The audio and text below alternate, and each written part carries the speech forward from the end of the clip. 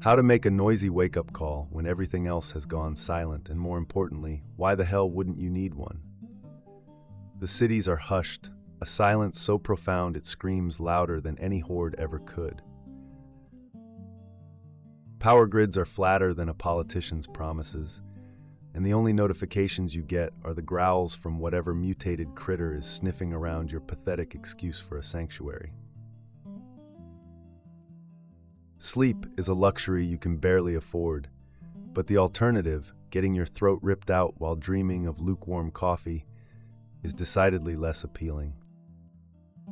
You need to know when something nasty is creeping, crawling, or shambling its way towards your hard-won pile of rusty cans and scavenged blankets. You need an early warning system, something loud enough to rattle the teeth of the dead and hopefully scare off the living ones with marginally more brain power.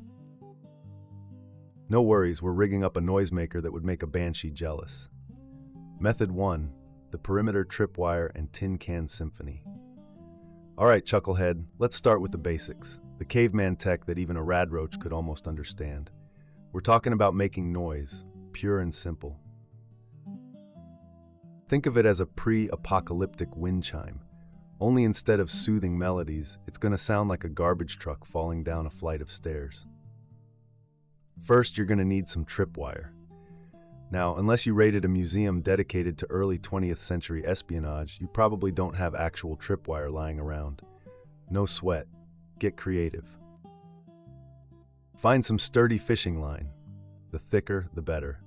Scrounge around for old copper wire. Even the frayed bits from a busted-up appliance will do in a pinch. Hell, I once used the inner string from a gutted tennis racket. Desperate times, right? Just make sure it's something that'll create a bit of tension when pulled. Now your noisemakers. This is where the post-apocalypse really shines in its repurposing potential. Think anything that rattles, clangs, or generally makes an unholy racket when disturbed. Empty tin cans are your best friend here. The bigger, the better the reverberation. Raid those abandoned grocery stores. The ones where the only things left are dented bean cans and the ghosts of consumerism. Collect as many as you can carry without looking like a particularly slow-moving piñata. But don't stop at cans, genius. Look for anything metallic. Old pots and pans from deserted kitchens, the rusty lids of forgotten paint buckets, even those annoying little bells that used to hang on someone's aggressively cheerful front door, all gold in this new, noisy world. Once you've got your auditory arsenal, it's time to get rigging. Find a suitable perimeter around your, let's call it your not dying today zone. This could be around your makeshift shelter, the entrance to your scavenged building, or even just the path you usually take to that questionable water source. Take your tripwire, or whatever semblance of a tension-creating line you've managed to cobble together, and stretch it across your chosen path. Keep it low to the ground. Ankle level is usually good. You want whatever's blundering your way to trip over it, not see it and politely step over. Camouflage it if you can with whatever debris is lying around. Just don't forget where you put it, unless you enjoy the delightful sound of your own surprised yelp in the dead of night. Now, for the fun part, attaching the noisemakers. Take your collection of tin cans and other clangorous crap and start tying them to the tripwire. Use whatever you've got, scavenged string, strips of torn cloth, even those horrifyingly resilient plastic zip ties if you can find them. The key here is to make sure they're loosely attached so that when the wire is tugged, the cans will swing, bang into each other, and generally raise a metallic ruckus. Space them out along the tripwire. The more you have, the bigger the racket. Think of it as an orchestra of impending doom. Hang some cans higher, some lower, so they create a variety of jarring sounds. Get creative with it. Maybe dangle a few smaller items inside larger cans for extra rattling action. Alright, you primitive protoplasm, let's talk a tiny bit of science, just so you can pretend you know what you're doing. When something trips the wire, it creates kinetic energy, the energy of motion. This tugs on the cans, transferring that energy into sound waves. The cans vibrate, hitting each other and the surrounding air, creating pressure fluctuations that your delicate little ears interpret as noise. The bigger the cans and the more violently they collide, the louder and more attention-grabbing the sound. Simple, right? It's basically the same principle as banging two rocks together, only slightly more sophisticated thanks to the miracle of discarded human garbage. Now, when some unsuspecting scavenger or mutated beastie stumbles into your carefully laid trap, the resulting cacophony should be enough to startle them, alert you to their presence, and maybe even send them running in the opposite direction. If it doesn't, well, at least you had a bit of warning before they tried to eat your face. Congratulations, you've just weaponized trash and a bit of string. You're practically a post-apocalyptic MacGyver, only with more rust and significantly less hair product. Method 2. The suspended surprise and gravity's grudge. Feeling a bit more ambitious, are we? Good, because sometimes a simple tripwire just isn't enough. Maybe the local wildlife has developed a disconcerting habit of low crawling, or perhaps you just want something with a bit more impact. Enter the suspended surprise alarm. For this little gem, you'll need a bit more verticality in your thinking and some slightly heavier components. Forget dainty tin cans, we're going for a more percussive approach. Think larger metal objects, a rusty bucket filled with rocks, a discarded metal toolbox crammed with scrap, even a section of hollowed-out pipe packed with noisy debris. The heavier, the better the initial thud. You'll also need a way to suspend this auditory payload. Sturdy rope or thick wire is crucial here. Scavenge around abandoned construction sites, look in the back of derelict vehicles, or maybe even liberate some clothesline from a particularly optimistic skeleton's laundry. Now, identify a strategic choke point around your sanctuary. A narrow path, a doorway, anywhere an intruder would likely pass. You'll need something overhead to which you can securely attach your rope or wire. A sturdy tree branch, a remaining section of a building's frame, anything that can bear the weight of your suspended noisemaker. Attach one end of your rope or wire to your chosen anchor point. Then tie the other end securely to your heavy noise-filled container. Now, here's the sneaky bit. You need a trigger mechanism. This could be another length of your tripwire material stretched across the pathway below.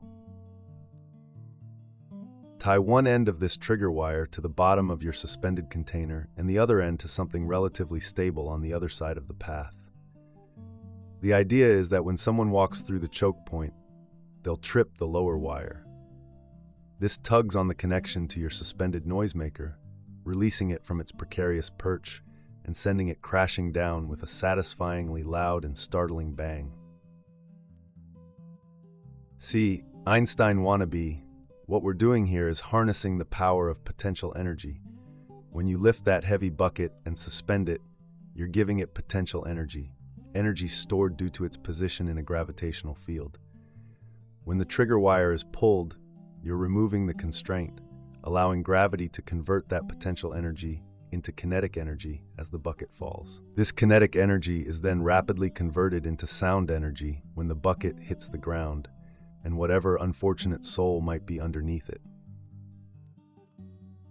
It's a simple principle, but when applied correctly, it can be surprisingly effective in announcing unwanted guests. Just try not to set it off yourself when you're half asleep and fumbling for the latrine. The beauty of this system is its sheer simplicity and the startling impact of the sudden, loud noise. It's not just an alarm, it's a percussive deterrent. The crashing sound can disorient intruders, giving you precious seconds to react. Plus, the sight of a heavy object suddenly plummeting might just convince them that whatever awaits them further in isn't worth the risk. Just remember to reset it after it's triggered, assuming you're still around and haven't been flattened by your own ingenious contraption. Method 3. The electronic ear and amplified annoyance, if you're lucky. Alright, now we're getting fancy. Well, post-apocalyptically fancy. This method relies on the increasingly rare luxury of scavenged electronics, so consider yourself lucky if you stumble across the necessary bits and pieces. We're aiming to create a basic electronic listening device connected to some kind of amplifier and speaker. Think of it as a primitive surveillance system with a very loud, very annoying output. Next, you'll need an amplifier. Again, old radios are a good source. Look for anything with a volume control and speaker outputs. Battery-powered ones are ideal, given the whole lack of reliable electricity situation. Alternatively, if you're feeling particularly resourceful and suicidal, you could try to cobble together a rudimentary amplifier circuit from scavenged components. But let's not go down that rabbit hole unless you enjoy the smell of burning transistors. Finally, you'll need a speaker. This could be the speaker from the same radio you scavenged the amplifier from, or you might find one in an old television or even a discarded car stereo. Once you've gathered your electronic trifecta, it's time for some jury rigging. Carefully connect the microphone to the input of your amplifier. This might involve stripping wires and twisting them together. Electrical tape is a luxury, but if you find some, use it. Then connect the output of the amplifier to your speaker. Now the tricky part is powering the thing. If your amplifier is battery powered, you're in luck, assuming you have batteries. If it's meant to be plugged into the wall, you'll need to get creative. This might involve hooking it up to a scavenged car battery, or if you're feeling particularly bold and have a death wish, trying to tap into a surviving but unstable power line. I wouldn't recommend the latter unless you have a deep and abiding love for electrocution. Once you've got power sorted, position your microphone in a location where you want to monitor for sound. This could be near a doorway, a window, or even buried just outside your perimeter. Be careful not to damage it. Place your amplifier and speaker somewhere safe and where you'll be able to hear the output. Turn on the amplifier and adjust the volume. If everything is connected correctly, you should be able to hear sounds picked up by the microphone being amplified through the speaker. To turn this into an alarm system, you'll need to rely on a sudden increase in sound to alert you. The system will essentially broadcast whatever the microphone picks up. So any unusual noises, footsteps, voices, the distinct crunch of someone stepping on a discarded femur will be amplified, hopefully waking you from your restless slumber. All right, Sparky, here's the magic behind this potentially working contraption. Sound waves, those pressure fluctuations in the air, hit the diaphragm inside your microphone. This diaphragm vibrates, and in most microphones, this mechanical vibration is converted into a tiny electrical signal. This weak electrical signal then travels through the wires to your amplifier. The amplifier, as the name suggests, takes that small electrical signal and boosts its voltage and current, making it much stronger. This amplified electrical signal is then sent to the speaker. Inside the speaker, the electrical signal interacts with a magnetic field, causing a diaphragm to vibrate again. This vibration creates new sound waves, only much louder than the original ones that hit the microphone. It's a chain reaction of energy conversion, all thanks to the wonders of electromagnetism and the fact that someone, somewhere, once mass-produced these gadgets. If you manage to get this cobbled-together electronic ear working, you'll have a rudimentary early warning system that can detect sounds beyond your immediate vicinity. The amplified output might be a crackly mess, but hopefully it'll be enough to wake you up or at least give you a heads up that something isn't right. Just be mindful of false alarms. A strong gust of wind or a particularly vocal rat could send you scrambling for your rusty pipe wrench. And try not to use up all your precious battery power listening to the wind. There you have it, you magnificent mutant, 3 distinctly unpretty ways to rig up some kind of alarm system in this delightful new world of ours. Remember, none of this is foolproof. A determined intruder can bypass a tripwire, a clever one can avoid a falling bucket, and a lucky one might just stumble upon your electronic setup and smash it before it makes a peep.